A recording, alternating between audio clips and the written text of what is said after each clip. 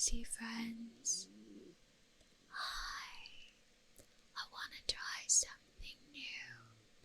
I want to share with you something that always relaxes me. Let's call it a shallow dive into a mystery. This one will be a shallow dive into the Codex Rohanc. I'm either gonna intrigue or bore you, but I want to talk about something that I just learned about, so I'm obsessed with it right now. I saw it today in a compilation, like a list of the top 10 mystery books in the world. And I've never seen or heard of this one before.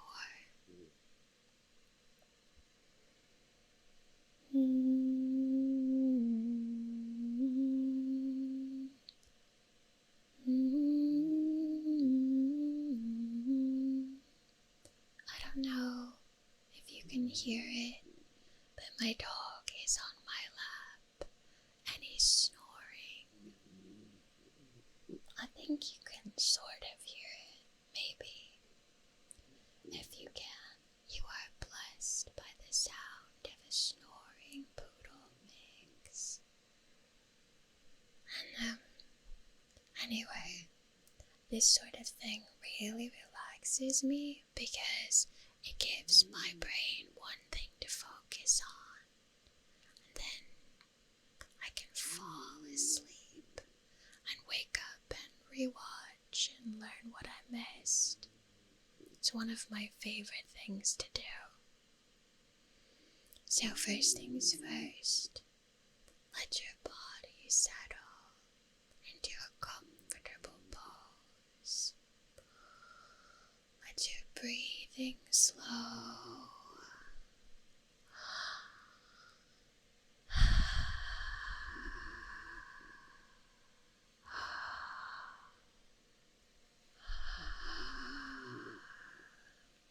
Just listen to the sound of my puppy snoring and all the other calming sounds. And no, it's okay if you fall asleep. This is learning for the pure thrill of it. There will be nothing on a test. Let the weight of the world melt away.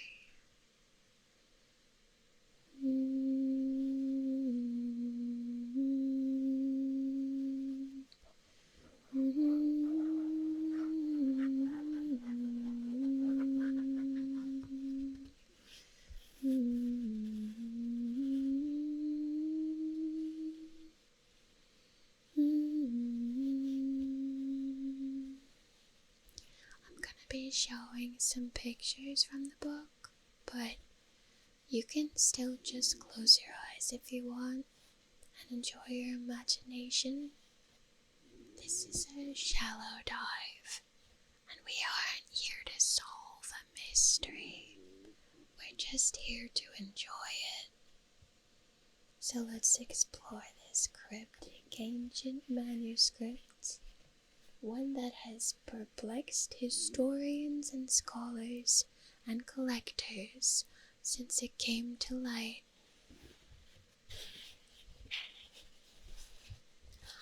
This is the Codex Rohanc, a very strange book stuffed with drawings and a language that no one can decipher. Discovered in Hungary in the 19th century, which means the 1800s. But if you're anything like me, it's really hard to remember that, and also hard to understand why.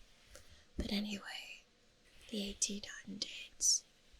Actually, more specifically, 1838, when it was found in a big old cluster of books that were donated by a nobleman to the Academy of Sciences in Hungary.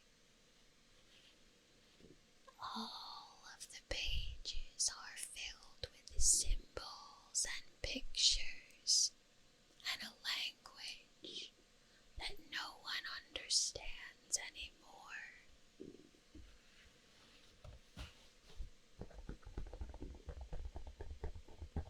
Actually, no one knows for sure if it's even a real language or just one made up, because it doesn't fit any of the patterns of the known languages we have today. But if you ask me, that doesn't mean anything. People could have talked really weird back in the day. How would we ever know?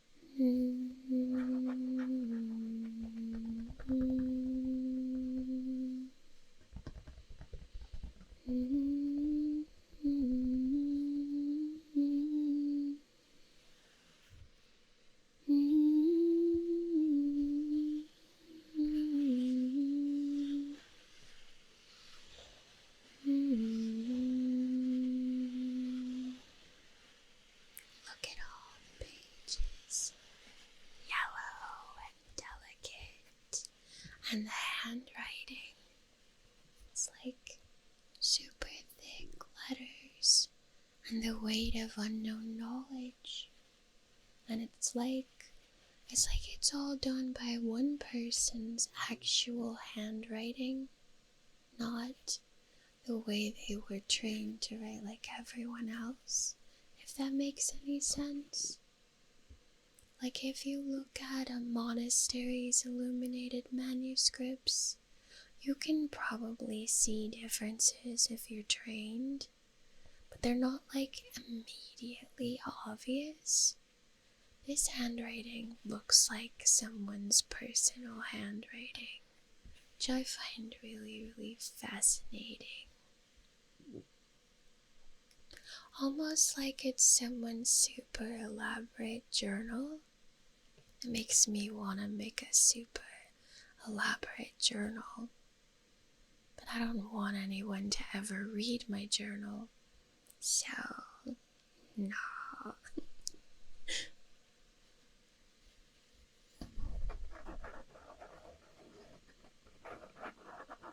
There's all these illustrations of strange creatures and people and stars and symbols, and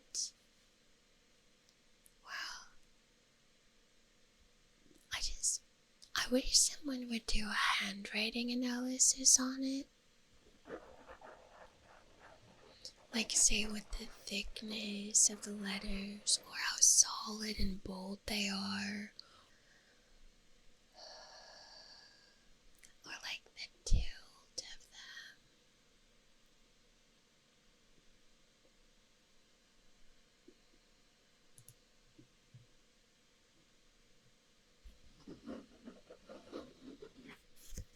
I know a lot of different ways of studying things aren't actual science stuff, but I still think all these things are interesting and have a place.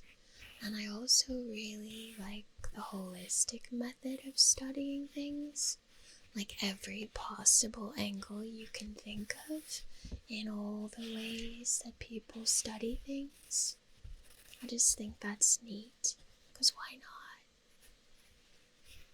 And so anyway, you've got all these really interesting symbols and personal looking handwriting, and then some of the pictures have stars, and I find that fascinating too, because I bet if they're actual stars, that are in our universe. I bet there's an astronomer who would know what they are and what they might possibly mean. There's even astronomers out there who can look at the night sky in movies and be like, that's not right, or that's the time that would be and it doesn't fit your movie. I just think that's so cool. I don't really specialize in things, so I admire a specialist.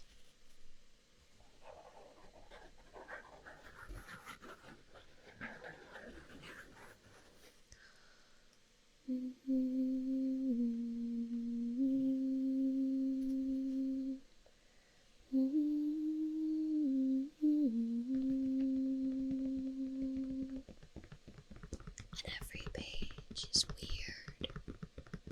Look at this. I'm pretty sure that this shows a snake person. Maybe they're meeting with a king. This is my first theory. Maybe this is an alliance between the snake people and the regular people. Because it gets even weirder. There's another page. Look. There's another page where this snake person is wrapped around that king person, maybe. So maybe this is their marriage, or a symbolism of their unity, or even their wedding night, because old times had weird customs. But if we go back to that other snake person meeting page, which, by the way, we can't take for granted any order that the book comes in either, because different countries read their books from different orders. So I don't know which picture comes first, but I would think that the meeting comes first. Anyway, maybe the person in the picture isn't standing because there's something the matter with their legs. And then the snake person comes and heals it with the help of all the medicine men, you know? Or maybe they're not men at all. Maybe everybody in this culture had these big pharaoh beard chin things, the Chad body standard of their day. This is what I love about looking at old stuff. We don't really know. We look at things through the lens of what we learned growing up and existing in our society. Even when you are trying not to, you can't help it. Anyway, I love ancient mysteries. I love them so much. I just love to be curious about life. And if you're still awake, let's take a moment and breathe.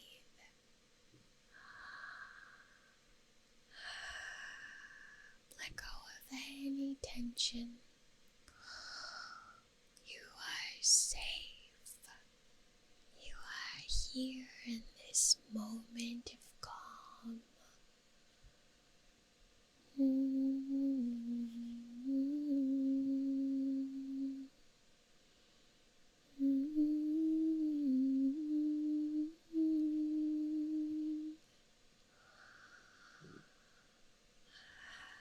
Surrounded by thoughts on a mysterious old book and all of my good vibes, and nothing to do but relax. Everything is turning out exactly how it's meant to.